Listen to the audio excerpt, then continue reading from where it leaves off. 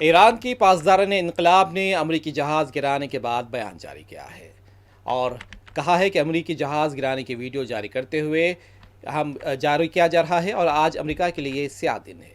نئے جدید ترین فضائی دفاعی نظام سے 2 طیارے، 5 ڈرون، 2 کروز میزائل تباہ ہوئے ہیں۔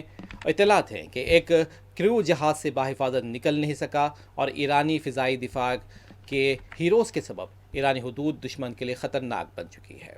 ایرانی نیوز ایجنسی نے امریکی بلیک ہاک ہیلی کاپٹر گرانے کی ویڈیو بھی جاری کی ہے۔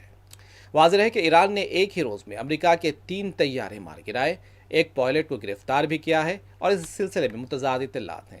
ایران کی طرف سے امریکہ کے طیاروں کو مار گرائے جانے کے بعد امریکہ کا دفاعی نظام سوالوں کے گھیرے میں ہے۔ ٹرمپ نے کہا تھا کہ ایران کی تمام صلاحیتوں کو ختم کر دیا گیا ہے، لیکن ایران نے جنگی طیاروں کو مار گرا کر امریکی صدر کی دعووں کی قلعی کھول دی ہے۔